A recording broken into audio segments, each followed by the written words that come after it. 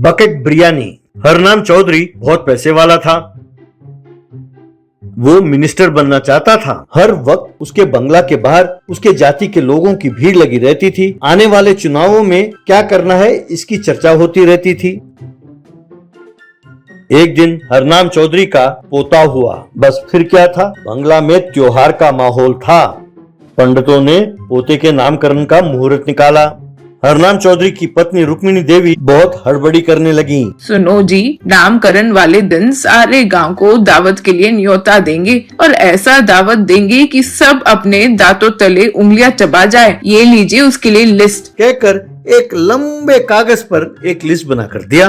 उस लिस्ट को देखकर चौधरी, क्या अब दावत के लिए 56 भोग नहीं 112 किस्म के व्यंजन? अरे भगवान, इतने सारे व्यंजन इंसान ही नहीं बकासुर भी नहीं खा सकता। तब रुक्मिणी देवी, आप भी ना बस। हाँ भाई, मेरे पोते का नामकरण है, कम से कम इतने सारे व्यंजन ना हो तो हमारी इज्जत का क्या होगा। हाँ, वहीं खड़ा दीक्षित नाम का सेक्रेटरी, साहब मैडम जो कह रही हैं बिल्कुल सही कह रही हैं। सर हमारे रुतबे के लिए इतना तो कम से कम करना होगा ना। लेकिन पंडित जी ने जो मुहूर्त निकाला है उसमें बहुत कम समय बचा है और इतनी जल्दी इतने सारे व्यंजन बन नहीं सकते, ये मेरा ख्याल है। तब रुक्मिणी को गुस्सा आया। तो तुम क्या कहते हो कि ये सब रहने दें और मेरे पोते का नामकरण एकदम फीका पड़े, यही कहना चाहते हो तुम? तब दीक्षित अपने गाल पर थपथपाते हुए, नहीं मैडम, मेरे कहने का मतलब ये नहीं था। हमारे साहब में सीएम बनने के सारे गुण हैं, लेकिन वो उस तरह ठीक से ध्यान नहीं देते, इसलिए बन नहीं पा रहे। मुझे बस इसी बात का दुख है, इसलिए यूं कुछ कह ही रहा था कि तभी चौधरी,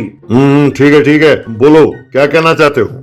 तब दीक्षित, सर और 6 महीनों में चुनाव होने वाले हैं। आप अपने पोते के नामकरण के अवसर पर आप अपने चुनाव क्षेत्र के हर जाति, हर संप्रदाय और हर धर्म के लोगों को न्योता दें तो बहुत बढ़िया होगा, ये मेरा ख्याल है। अगर हमने उनके पसंद का खाना उन्हें खिलाया तो वो बहुत खुश होकर उनका सारा वोट हमें ही देंगे। तब आपके पार्टी वाले ही आपको मिनिस्टर बनाने के लिए आएंगे। तब चौधरी, वेरी गुड, बहुत बढ़िया आइडिया है। तब रुक्मिणी देवी, ठीक है, आइडिया अच्छा है, अब तुम ही बताओ क्या पकाएं? दीक्षित, बकेट बिरयानी मैडम, ऐसा कहा। चौधरी, ये क्या, ये कैसा बिरयानी है? ऐसा पूछा। तब दीक्षित, सर बकेट बिरयानी में चिकन, मटन, प्रॉन्स, फिश सबको मिलाकर बिरयानी बनाते हैं। उन्हें प्लेटों में परोसा नहीं जाता, कई रंगों के बकेटों में परोसा जाता है। उसका स्वाद भी बहुत बढ़िया होता है सर, उसे खाकर हर कोई फिदा हो जाएगा।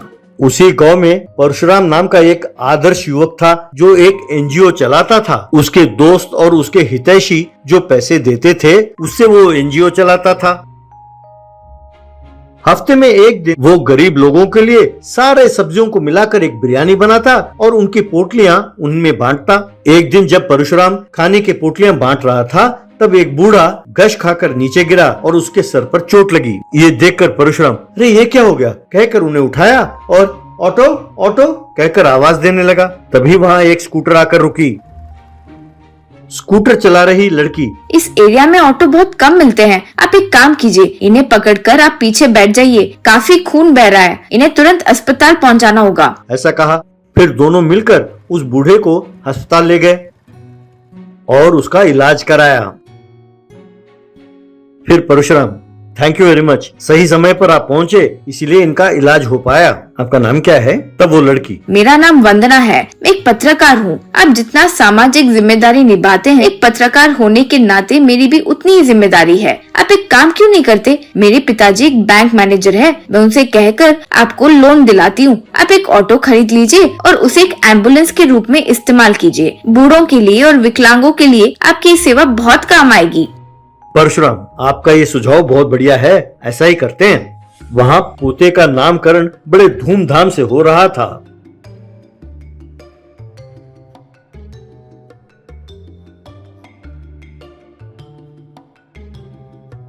उस इवेंट को कवर करने के लिए वंदना वहाँ पहुंची, वो हरनाम चौधरी से। सर 12 बज रहे हैं सर, लेकिन अब तक ना किसी जाति का नेता ना ही उसके अनुचर यहाँ कोई पहुँचा है। क्या आप बता सकते हैं ऐसा क्यों हो रहा है? अब तक तो आप समझ गए होंगे कि ये बकेट बिरयानी उन्हें बिल्कुल पसंद नहीं है। आप जानते हैं अपना संप्रदाय क्या है? यूँ कह ही रही थी कि तभी हरनाम चौधरी, दीक्षित दीक्षित कहकर चिल्लाने लगा। तब दीक्षित वहाँ चुपचाप पहुँचा और सर मुझे अभी भी पता चला है कि हमने जिन नेताओं को बुलाया था वो सब चुपचाप दिल्ली पहुँच गए हैं और वहाँ अपने कुल के नेताओं से जा मिले हैं और उनसे पार्टी के इलेक्शंस के लिए टिकट मांग रहे हैं। सब अपना अपना उल्लू सीधा करने में लगे हैं सर। ये सुनकर रुक्मिणी देवी, अरे तुम्हारे बातों में आकर मैंने 1000 बकेट बिरयानी बनवाए हैं, अब इसे क्या करूं, अपना सर पीटूं? दीक्षित कुछ कहने ही वाला था कि तभी परशुराम वहां पहुंचा और वंदना, भाई तुमने तो कहा था कि खाने की पोटलियां बांटने में आज तुम मेरी मदद करोगी। मैंने तुम्हारे दफ्तर फोन किया तो उन्होंने बताया कि तुम यहाँ हो। तब वंदना, परशुराम 1 मिनट, अब इंटरव्यू समाप्त नहीं हुआ। फिर हरनाम से, आप अपने पोते का नामकरण इस हद पर मना रहे हैं कि सब सोच रहे होंगे कि सब में जरूर आपका राजनीतिक फायदा है, तो इसके बारे में आप क्या कहना चाहते हैं? यूं कहने लगी तब हरनाथ ने अपना छाती पकड़ा और सोफा पे जा गिरा। तब रुक्मिणी देवी तुरंत, जी ये क्या हो गया, ये क्या हो गया? कह के हिलाने लगी। तब परशुराम, मैडम आप इन्हें यूं ना हिलाएं, इन्हें तुरंत अस्पताल पहुंचाना होगा। तब रुक्मिणी, अरे ड्राइवर को बुलाओ। कहकर दीक्षित पर चिल्लाने लगी। तब दीक्षित, मैडम हमारे तीनों गाड़ियां काम से बाहर गई हैं। तब परशुराम, चिंता की कोई बात नहीं है, मेरा ऑटो एम्बुलेंस है यहाँ पर। कहकर उसने हरनाम को पकड़ा और उसे उठाया। बाद में अस्पताल में हरनाम, वाकई सही समय पर पहुंचकर तुमने मेरी जान बचाई है। मैं तुम्हारा ये एहसान कैसे चुकाऊं? तब वंदना, आपने जो 1000 बकेट बिरयानी बनाया है वो गरीबों में बांट दें और एहसान चुका दें। ऐसा कहा मुस्कुराते हुए। हरनाम ने ऐसा ही होगा। कहकर हाथ जोड़ा और प्रणाम किया।